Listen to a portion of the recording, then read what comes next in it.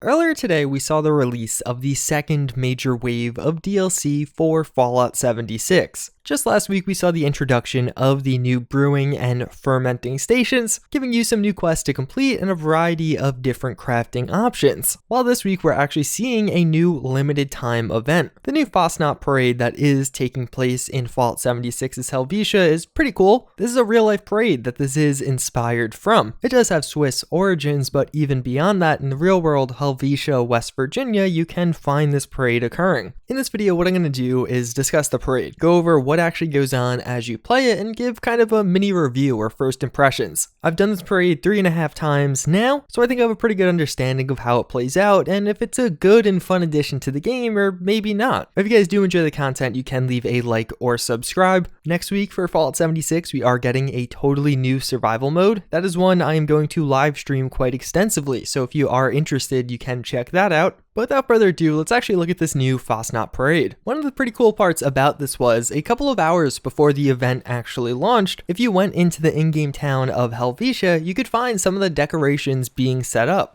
I don't believe with any of the other updates to the game, Bethesda has really done this or done it on such a large scale. There's no server downtime, there's no resets or anything like that. It was just after a certain time, when you went to this town, you would find new decorations being set up. You also could speak to the newly added robot and find out that the parade was coming soon. Although unfortunately, he didn't actually say when, but we'll get back to that in a second. But just a couple of hours after that, the parade was live and everyone on a server could experience it. In effect, the way this actually worked was, there were several stages to this parade. First, you would actually have to collect the necessary materials. This largely involved collecting surrounding things, whether it be wood, rad toad eggs, or even some of the various cups/mugs that you did see in the general area. You'd be able to do this alone or collectively with a lot of the other people on your server. It really was meant to be more of a group task than a solo one. And there was a bunch of different things you had to do. Collect wood for the bonfire, play some songs together in order to actually get the parade started, and in effect, one of the main points of this was you were kind of pleasing all of the different parade goers. The parade itself was constituted of various protectrons, each of them having a different role in the city, whether they be a wood chopper, or the actual musician that was standing there. After you waited for all these protectrons to actually walk into location, and sometimes that took a decent amount of time as they are fairly slow, you would see them put on their masks, and then after that, the parade was started. And this next part was fairly simple. All you had to do was defend this parade from any incoming attackers, and in effect, if you actually listened to some of the robots as they were talking, the voice would change and you'd recognize, okay, now I have to defend them. And you would also get the quest notification on screen. After dispatching with a couple of waves of enemies, you would make your way around the circle until the end where you actually had to take down one legendary enemy. Finally, you had to light the bonfire, and this signified getting rid of Old Man Winter, whose head was at the top of the bonfire, which celebrated the start of spring. And then once the parade was over, you actually get random rewards. There's a few things you could actually get through this. One being a random mask. The more parade goers you actually defend during this process, so making sure none of those protectrons actually die, the higher the likelihood of you winning a mask at all. There are quite a few different options out there. Out of all the masks I did see, I think the owl mask is definitely one of the coolest, but you can trade these masks, so if you want to sell it or trade with some of your friends to get one you don't have, but alternatively you also could win other rewards, such as a pretty cool beret that wasn't a mask per se, but was themed around this event and festival, or some new items that you could place down in your camp. And then after completing this, you actually can repeat it, but it would take 1 hour on that server. So there's basically a cooldown time of 1 hour, but if you server hopped and found one that started a little bit earlier, the cooldown time would naturally be a bit shorter. Although outside of just counting the minutes, I couldn't find a way to actually see how long it was until the next event starting. The Master of Ceremonies just tells you have to wait longer, but he doesn't actually say how much longer that is. One other thing that actually is pretty cool that some people may have not noticed, with all these various masks you do win, when you actually talk to the Master of Ceremonies, depending on which mask you are wearing, he'll have different custom dialogue. Our sausages are the worst! Ha ha ha! I jest. Please buy. Ah, a mole rat. Oh, a mole rat. Oh, sorry, I mistook you for something else. Don't fly away just yet. Ha! Fasnacht is coming. I've only seen a few of these naturally, as I've only won a few of the masks, But even beyond that, in just the greater town of Helvetia, there's a few pieces of lore, like notes, that you can find to actually give you a bit of backstory around this parade. This was one of those few times that playing Fallout 76 truly felt like a proper co-op event. Some of those pictures I got around the bonfire at the end are awesome. I've never played with that many other people at a given time, and there's no griefing or anything like that. When you're in the event, there's no PvP between each other, it's only PvE, and it really is cool as a community building tool. But those are the positives or the overview of this event. It also had a lot of things that just kind of rubbed me the wrong way. I wouldn't say the event is unfun. I think a lot of people will probably continuously replay this and farm it throughout the week in order to get some of those rare masks. But several of the choices by Bethesda around this event I just don't really get. First and foremost, there was a real lack of communication around this one, which was surprising to me because Bethesda has been really good at communicating when some of this content is going live. The event ended up going live at roughly 3 p.m. Eastern time. This is quite a bit later than pretty much every other update we've seen around this game, and as far as the communication around that, one of the community managers responded to one thread on Reddit at roughly 1 p.m. and then when the event went live, Bethesda actually tweeted out that, hey, the event is live now. Now at the end of the day, that's not really that big of a deal, but considering for the vast majority of updates to Fallout 76, we get a notification the day before as to roughly around when the servers will go down. For this event, they didn't actually take the servers down, but we really just never got any communication around much of anything. I think a lot of people were just sat there waiting. Now in reality, this isn't that big of a deal. One of the main reasons I bring it up was I saw there was a lot more confusion around this DLC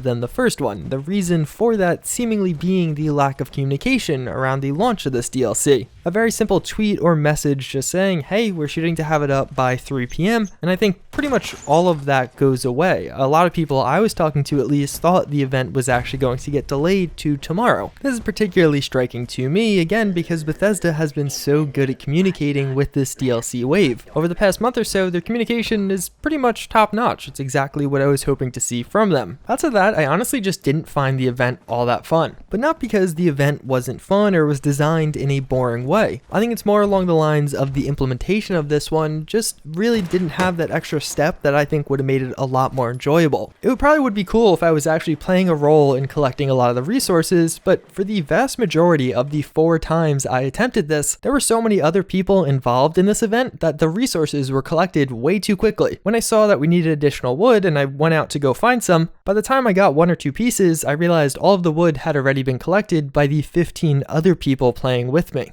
And as you go through the event and actually take down some of the enemies, most of the enemies are level 5 to 30. All of them are very low level. I think the reason they did this is because Helvetia is a fairly low level town. That's the level of enemy you typically find there, which wouldn't be a big deal if this was one of those events that came out at launch. But the fact that the first DLC event had such low level enemies seemed really weird to me. I imagine Bethesda predicted a ton of people would log on to try this out, and most people playing Fallout 76, and that have been for the past 4 months, are not level 20. What this meant was, as you go through this event, it's pretty much just like every enemy you see gets one shot. You could pretty much just stand there and do nothing and you would get the reward because there are just so many other people and it's such an easy event for their level. I think a really easy fix to this would have just been scaling the challenge based on the number of people playing and their levels, kind of the way enemy scaling works in most of those other regions. Like if you have 15 people with the average level being 85, why don't you make it so you get 20 enemy super mutants, all of them being level 80. That probably would have been much more of a challenge than the 15 level 5 rad toads you get instead, or even the legendary enemy you encounter at the end. Since most people have legendary or 2-shot explosive weapons, that thing normally got 2 or 3 shot.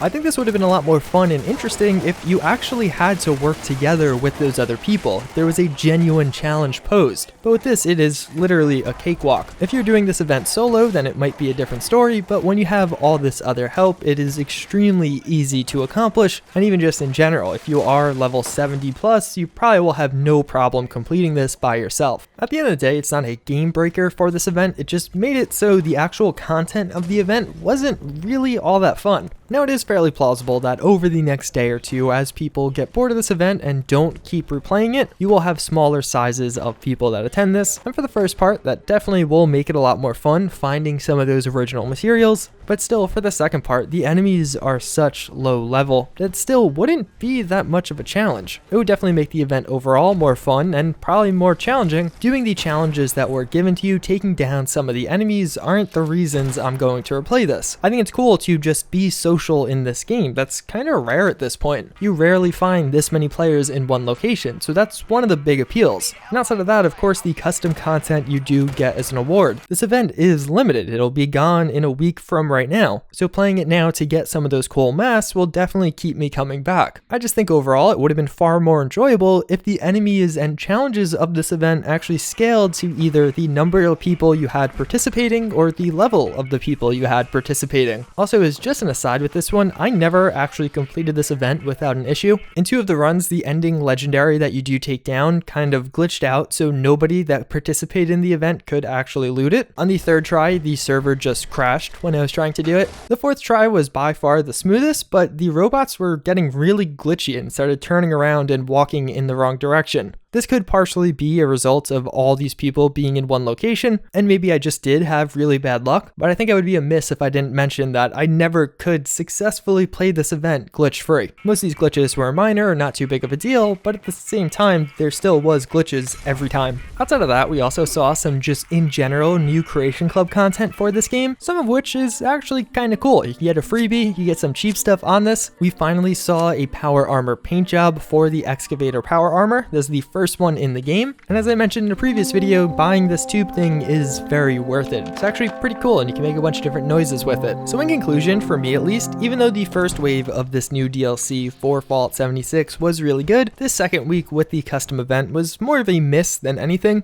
I think in concept this event is really cool, although unfortunately the implementation of this one could certainly use some work. Outside of that is one final note. If you are having crashing issues, like when you get to the main menu of Fallout 76, that is a known bug right now. Bethesda has responded to and addressed this, saying they are working on a fix. I don't know how widespread it is, but I have seen several people talk about how they can't actually get into the game. Either way, that's pretty much going to wrap it up for this one. As always, again, I thank you all for watching. I hope you enjoyed this one, and I hope to see you all next time. Later.